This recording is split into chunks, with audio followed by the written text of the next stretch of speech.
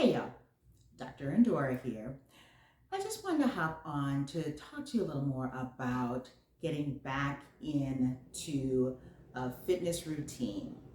Now, not just getting back into a fitness routine, but getting back into a fitness routine if you have been away for an extended period of time and then jumping back into the routine, or even those who may have experienced a major life change, maybe something medical, and now you are stepping back into the fitness industry, either just starting over, or maybe things look a little different because of the major life change. In addition, I think what I'm going to share will also be beneficial for those who are brand new to beginning a fitness routine, those who may be wanting to start some sort of exercise regimen and this is all brand new to them. I think what I am going to share is going to be beneficial to those as well. What I want to talk about is different levels or different types of exercise and what it looks like on each of those levels, who those different levels may be most appropriate for, and what the benefits are to engaging in exercise at any of those 4 levels. Now, the 4 levels I want to talk about are impact levels. So no impact exercise, low impact exercise, moderate intensity, and high intensity. And I will use the words impact and intensity interchangeably throughout, but there are slight differences, and I will talk a little bit about the differences and distinguish the differences between impact versus intensity. But overall, those are the 4 areas that I want to focus on. Now, I am going to break this up into 2 parts. So this video will be part 1, and then part 2 will be in a separate video, because I do want to dig into each of these levels, and I didn't want this video to be too ridiculously long and then nobody's watching it. So I am going to break it up into 2 parts. And in this first part of those 4 that I talked about, this first part is going to focus on the no intensity and the low intensity. Now, very often people will lump those 2 together and they'll just share information about it as if it were just one single unit. And there is a lot of overlap, but I do again want to distinguish between the 2 because there are some pretty significant differences in the 2. But that is going to be the focus for this video. And so let's start. We are going to talk first about no impact exercise. What exactly is that? What exactly does that mean? So no impact basically is when there is absolutely no weight bearing on the joints. And when I refer to joints, I'm referring to the knees, the hips, the ankles, and then sometimes I'll talk a little bit about the impact on the back or the spine. But there's no impact, which means there's no jumping, there's no pounding, and both feet are on the ground at the same time, or not on the ground at all. And I'll talk about that too, right? So there is no pressure, no weight bearing on those joints. Now, what kinds of exercises would fall into that category? Now, the number 1 king of no impact, or queen of no impact, is swimming. Understandably so. When you're swimming, if you're really swimming and not just splashing around in the water, you're not even on your feet, right? The body is parallel, it's like you're laying down. So there can be no impact because your feet aren't even touching the ground. And now, if you swim at all, you will know that swimming is an exceptional form of exercise. It is a great cardio exercise. It is great strength training. You are using every single muscle in your body when you are swimming.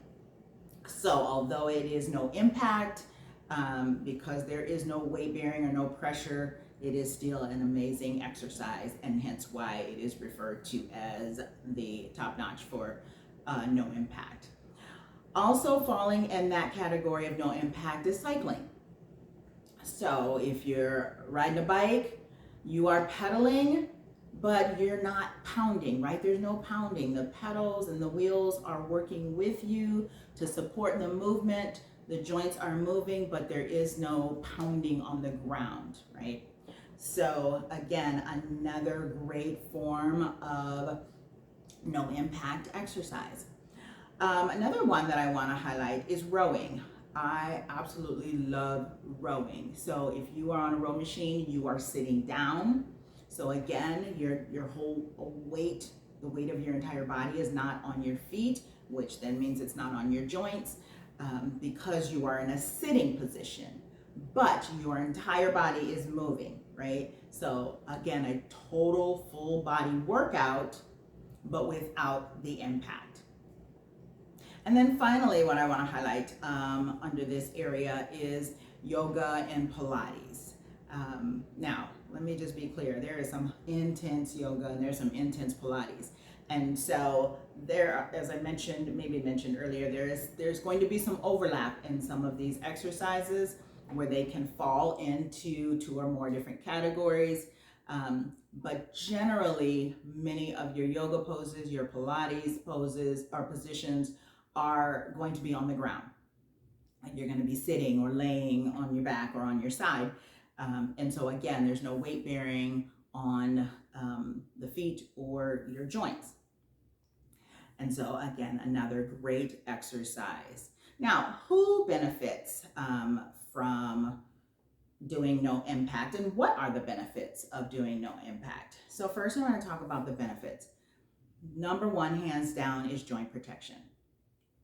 We need to be able to walk and climb stairs and get in and out of beds and in and out of on and off the toilet, in and out of the car, for the rest of our lives.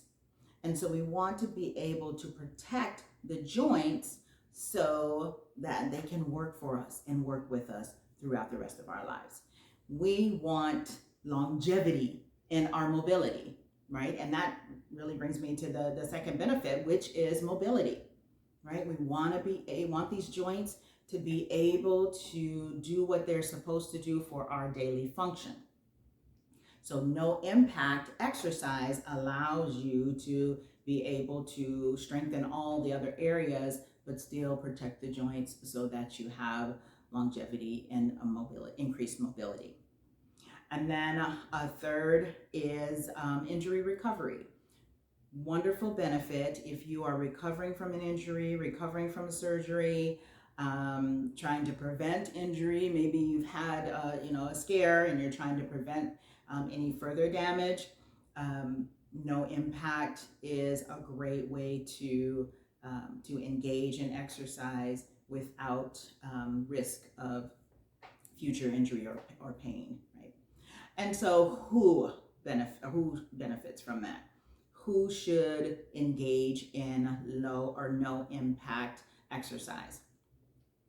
Now, I would say people like me who suffer from arthritis, which I have suffered from probably since my 20s, not because of aging, just because of injuries a long time ago and surgeries, and unfortunately with technology back then, one of the long-term effects was arthritis. And so I've suffered with arthritis and arthritic pain for a very long time. So there have been moments where I've had to do no impact exercise. So if that is the situation for you, this type of exercise is extremely beneficial.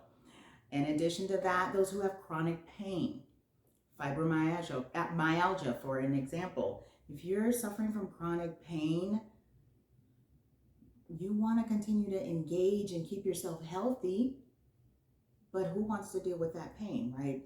So no impact, very good for folks with chronic pain. I mentioned surgery recovery before.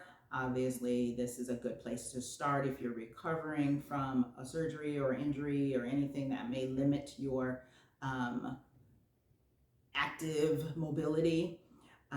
In addition to that, our seniors, as we age, certain things begin to decline, certain areas begin to deteriorate. We'll talk more about that later. But, to protect from injury, no impact is a great way to continue to remain active without that risk. And then finally, my beginners. So if you are starting into exercise and you have issues that limit you, maybe you have excess weight that limits you, you can start at no impact. Trust and believe, you can get yourself a good workout at no impact. And for those who are beginning at that level, this is just a foundation, right? This is just something to start with. And then as you increase your ability and as you strengthen, then you will move up into the next level. You'll move to low impact. You'll move up to moderate impact, and so on. So it's just a beginning, a starting point for you.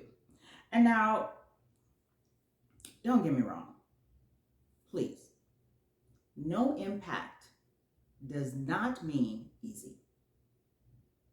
It does not mean easy. Now, if you are already engaged in high impact, high intensity exercise, and you go do something low impact, yeah, it's going to be easy for you. But for those who are starting, that's your starting point, that doesn't mean it's just going to be easy, right? There are many, many ways of increasing your heart rate by just sitting down. If you're doing the whole activity with your arms above your heart, right? So you keep your arms raised, your heart rate is going to increase. And so you are going to be getting a good cardiovascular workout. You can sit in a chair and you can be lifting your legs. After about 10 or 20, 40 or 50, you are going to feel the burn. You're going to feel the burn in your legs. You're going to feel the burn in your lower abdomen. You can do leg extensions. I know you can't see me, but if you're doing leg extensions, you're working your quads. You can have weights in your arms, in your hands, and you are strengthening your arms. Okay, so lots of things you can do sitting down or just standing that are going to give you a good workout. So please don't think that, oh, if I'm doing no impact, that means that it's going to be really easy and it's not going to give me a good workout. Absolutely not. That is not the case, right? And so I just want to, before I move on to low impact, I just want to talk about, when we talk about the benefits of doing exercise at this level and some of the situations where we may need to engage at this level. When we talk about pain, pain can be debilitating. If you're dealing with chronic pain, or just if you're dealing with certain pains related to specific movements, it can really paralyze you in a sense, right? Symbolically, obviously, but it can freeze your progress. It can really halt your motivation. If you are experiencing so much pain that movement is difficult, it can be very hard to get yourself motivated to want to try. And that is a tough place to be when in your mind, it's something you want to do. You're ready to do it, but the pain is saying, we can't do that, right? So this is where no impact really comes in as a major benefit. So I just wanted to highlight that. So now I want to move on to low impact. And again, there's a lot of overlap, so I don't need to repeat a lot of things, but want to start with the difference. Now I said no impact, there was absolutely no weight bearing. For low impact, there is minimal weight bearing on the joints. So instead of both feet on the ground, you may have one foot on the ground at a time. So you may be doing marching or leg lifts, right? So there's a slight impact, but still not the jumping, right? Not the pounding. So that is the distinct difference between the two. right? We want to limit the weight bearing, which then means we're limiting the pressure on the joints, the knees, the hips, the ankles, right? So what types of exercises fall under low impact? Now, we talked about swimming in the no impact. I want to talk about water aerobics. Now, water aerobics can be both no impact and high impact. Now, I have never done this. I have taught water aerobics, but I know that there are people who can do water aerobics in the deep end of the water. That is not me. You will never catch me doing that. I am not that kind of swimmer. But you can, for those who are experienced swimmers, they can do water exercises on the deep end. And if they're doing that, obviously they're not touching the ground, so it's still going to be a no impact exercise. But for those of us like me who need to go over to the shallow end to feel more comfortable and engage in water exercises in the water at that end, that would be considered low impact, because there is a slight pressure. You are touching the ground and you are kind of pushing yourself up off the ground. You may be alternating legs and having that kind of active running movement in the water, but it's going to be so minimal because of the water, because the water creates that buoyancy. The impact is going to be so minimal. So that is definitely one area. Walking, absolutely great low impact exercise. Now again, this is an area that can overlap into other categories, because if you increase that intensity or move it to jogging, that becomes something else.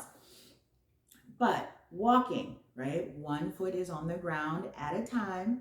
If you know anything about the competitive fast walking, you got to keep one foot on the ground at all times. So you can increase the speed, you can increase the intensity, you can pump your arms to get that heart rate going. So you can make walking a really good workout and still keep it low impact, right? So perfect exercise at this level. Elliptical machines. So elliptical machines do fall into low impact. There is some pressure. You are pushing on those steps or pedals, but the machine is working with you, right? So there isn't the pounding that you have out on the pavement outside. The machine is assisting you, and so it keeps it at low impact. But again, great workout, great strength training on the elliptical machine. If you do ellipticals, you know what I'm talking about. And then finally, I mentioned before, yoga, Pilates, those types of exercises do tend to overlap from no impact to low impact. And I want to add Tai Chi into this, because Tai Chi is a great low impact exercise that really, really increases your mobility. It is a very slow movement, but a very controlled movement. And so it just allows for that steady mobility. So again, the populations for that can benefit low impact are very similar to the high impact. If you've had surgery or you're recovering from an injury, if you have arthritis, if you're a senior, or if you're just getting started, kind of same populations can engage in low impact. As I mentioned before, the beginners, they may start at no, and as they get stronger and as they build up their cardiovascular endurance, then they're going to move to low impact, and they'll continue on from there. So, and of course, the benefits are similar. So joint protection, low impact is going to still protect your joints. So major benefit. Your cardiovascular strength and endurance is going to be improved. That is a huge benefit to engaging in exercise. And your strength, you will get stronger, right? As long as you stay consistent and kind of push yourself, you will get stronger. So again, I really wanted to just kind of talk about those levels specifically and individually, because I know that there are people who want to get started in exercise, and they see these exercise classes and they're high intensity and everybody's jumping all over the place. And sometimes we think that that's all there is. Or sometimes we think that if I go walking, or if I do something low impact or no impact, that I'm not really getting a workout.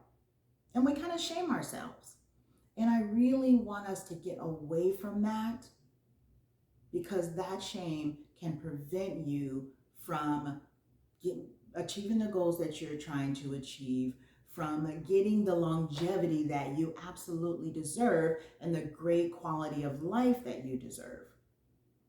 I've had moments where I've had, picked up a lighter weight in a class, or where I've modified my movements in class. And I've had instructors approach me in class in front of everyone and ask me, is there a problem?